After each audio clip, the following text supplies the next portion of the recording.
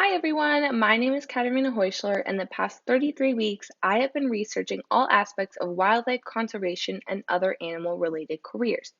So I wanted to start off with my quote for this year: Conservation is Humanity Caring for the Future by Nancy Newhall.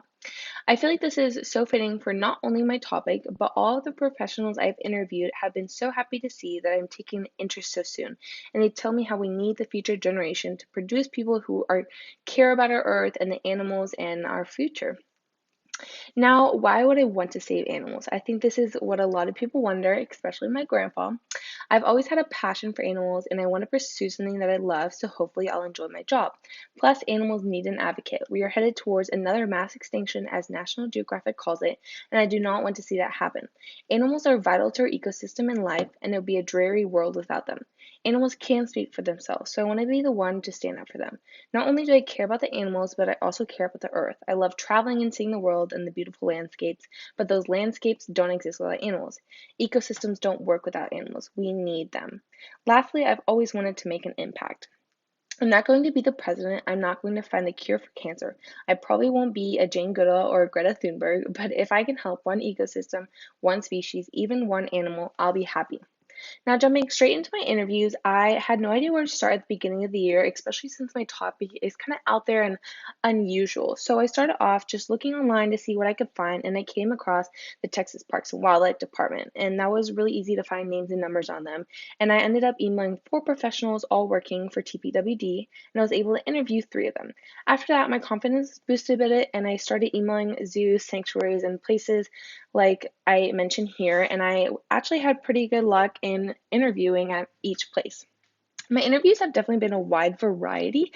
I interviewed like a 19-year-old who actually really wasn't working with animals. They worked more with plants and landscaping, so that wasn't exactly what I expected. I also interviewed one of the TPWD professionals in a U-Haul storage facility, and that also was kind of unexpected, but I actually really enjoyed talking with him, and he was super knowledgeable.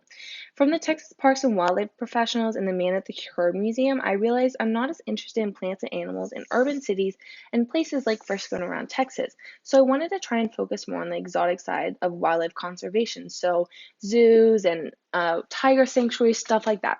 So next, I wanted to go over my favorite 4 interviews a little bit more in depth because some of them they were so fascinating to me.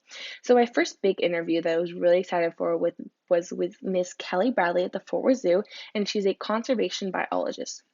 And she is amazing. Her job is crazy cool. She is focuses on an endangered iguana, the Anegada iguana. So the zoo sends her on research trips to the British Virgin Islands where the iguanas are native.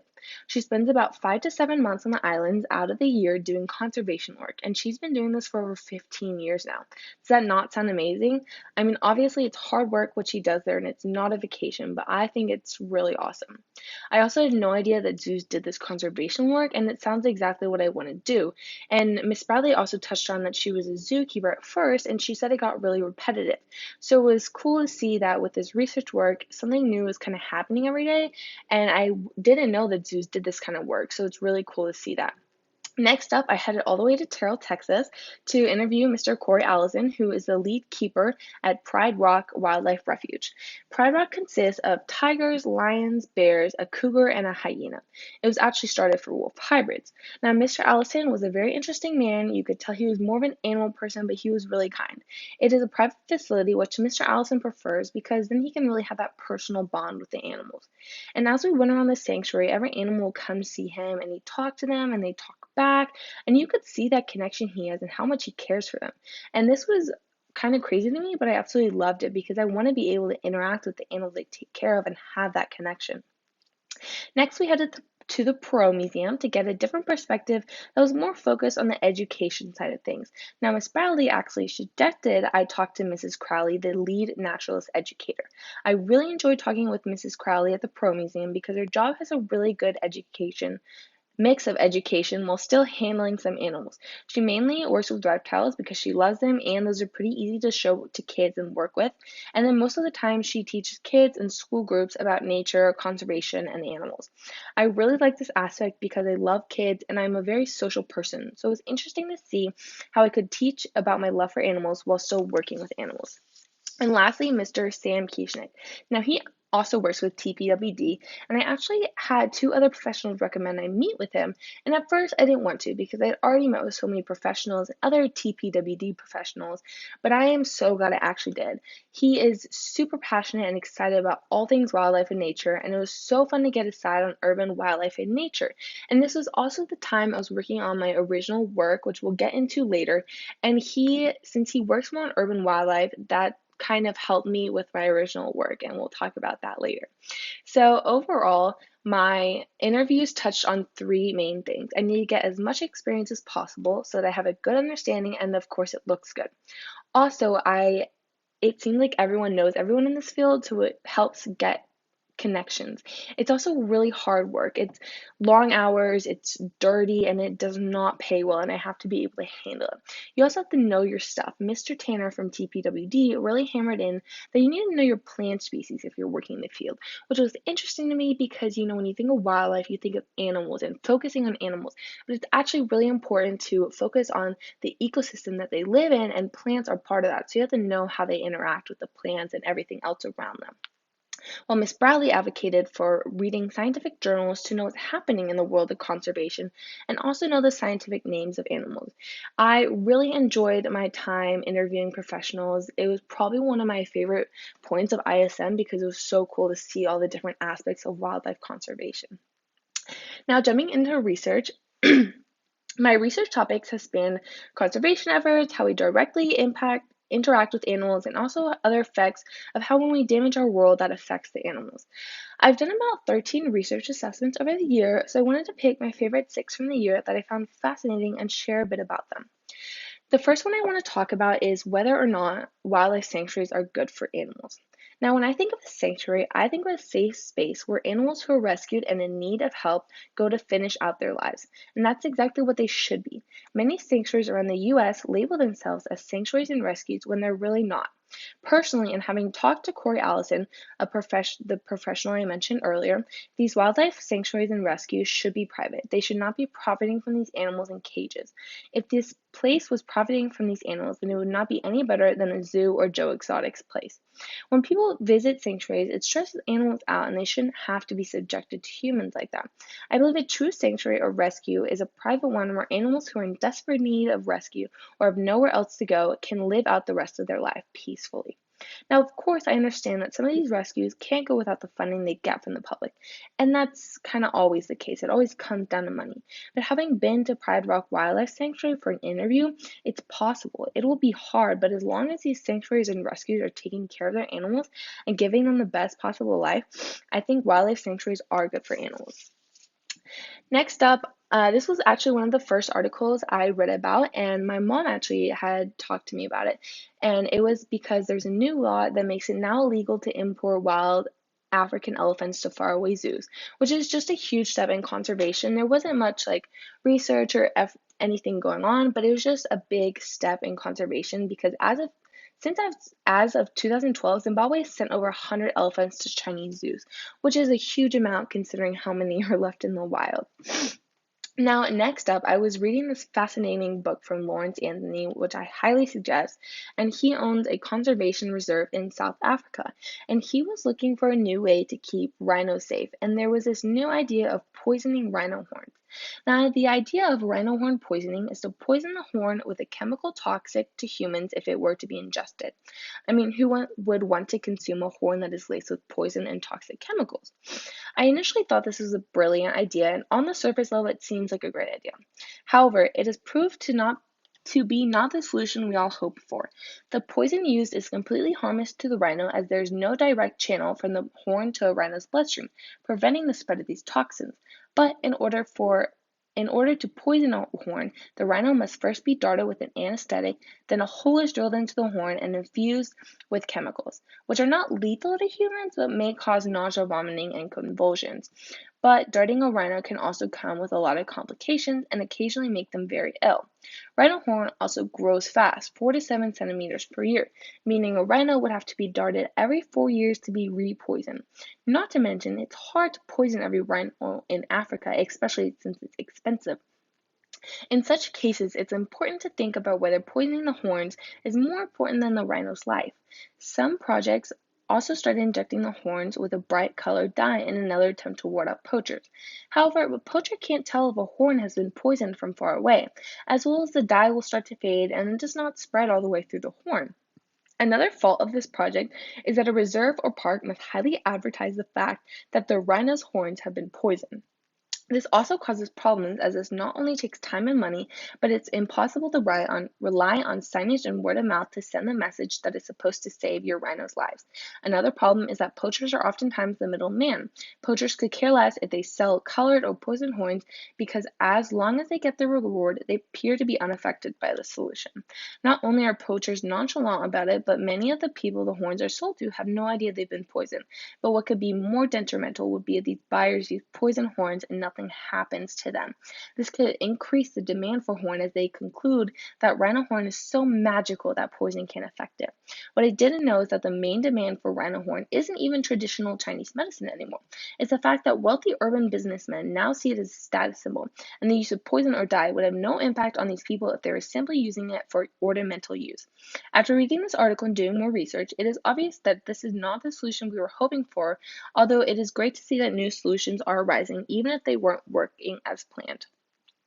Now, the next up is June 2019, National Geographic released their magazine, and the main focus was on wildlife tourism, accompanied with some other animal related stories. But this article is fascinating in the worst way possible, and I highly recommend you read this issue. Wildlife tourism is a deadly, inhumane, and disgusting way to treat animals. Many places around the world participate in wildlife tourism. It can range from swimming with the dolphins to riding an elephant to taking pictures with tiger cubs. The horrible thing about wildlife tourism is how these animals get treated behind the scenes. The animals are chained up, put in small cages, and may never get any sort of medical care, leading to horrendous infections. Meanwhile, when they are working as slaves for the owners, they may get poked and prodded and punished for not doing exactly what they're supposed to. But how is that fair? There are animals many of who are wild, and you can't control animals that well. Not to mention, these animals are oftentimes taken from the wild, which is adding to endangered species and extinction rates. Many places claim that they're educating people or by making elephants give rides, it exercises them. I think that's a hilarious lie because in reality, all they are doing is torturing the animal and not allowing it to live freely. Overall, wildlife tourism is a huge problem and we should try our best to refrain from taking part in it or promoting it. This next article I actually found while doing my AP Lang homework, and it was about a jellyfish epidemic. And I thought it was really interesting, so I wanted to look into it more. Unlike all the other articles I see about animals dying off, jellyfish seem to be thriving in this new environment we've turned the world into. With the warming climate, jellyfish are reproducing at alarming rates. They have shut down entire nuclear power plants, suffocated 100,000 farmed salmon, and sank a 10-ton fishing trawler. These are only some examples of the harm jellyfish are causing, and it's not going away. I enjoy this change in topic because we always see how we're killing our species, but we're also causing other animals to act abnormally. And lastly, is elephants under attack have an unlikely ally, artificial intelligence. Now, this all started with Peter Rang, a researcher at Cornell University, who decided to try to get a correct census of jungle elephants using audio recorders. He divided the rainforest up and placed 50 audio recorders in each section. He collected hundreds of thousands of hours of jungle sounds, and he had a company create a group of algorithms that could sort through the sounds for elephant pitches, and they also found gunshots with these elephant noises. So, Rang had the company create another network of algorithms that could hopefully provide more information about where the forest elephants were being killed exactly and maybe even stop poachers before they fired. This is crazy to me that technology has advanced so much that we can do stuff like this. And so with this precedent of what AI was capable of, Craig Reed, a park manager at Lawande Park in Mawali, decided to implement a revised program in hopes to save his park. Lawande was slowly crumbling, people hunting vivaciously, and poaching was an all-time high. They created a program called Earth Ranger, a highly intelligent device that could hopefully help manage the park better. The program consisted of two phases. The first, creating a real-time visual that included all rangers, animals, helicopters, and information from sensors and security cameras around the park. All of those sensors led back to the control room by the ranger station in the beginning of the park. Part two was providing park managers with analytic tools to better manage their patrols. Now, this plan is amazing. They're really stepping up their management and trying hard to keep their reserves safe, and it's Just crazy what they can do with this. And with this program, they used heat maps to locate snares, animal traps, and breaks in fences much faster than they could if they were patrolling on foot. They are also using Earth Ranger to collect data about poaching. After going back through 2 years of data, they looked really hard into the facts and found that there is a direct correlation between religious holidays and government paydays with the increase of poaching. For religious holidays, people consider bushmeat a delicacy and will use their most recent paycheck to pay for bushmeat from hunters. With this program, everything goes faster. Everything in Luanda used to be on paper, on maps, through radios, and it caused it to go a lot slower. But now with Earth Ranger, they can respond to things immediately and assess the situation. This is amazing for Luanda, but what about the hundreds of other parks? Will Earth Ranger be introduced into other parks? I think it should be, especially with the results from Luanda. Luanda has not lost a single high-value animal in 30 months. That means elephants, rhinos, any of the big five, or any endangered animal that calls Luanda home. I think this is by far the coolest conservation work I've seen in all of my research, and I think it's from the results, I think it's been working very well, and I hope to see that it will be incorporated in the future reserves and conservation places. Yeah, so next up we have my original work. Now, as much as I love the more exotic side of wildlife, for my original topic, I actually decided to focus more on urban wildlife, the animals we might see in the park or neighborhoods, and help educate citizens in our community on how to coexist with each other.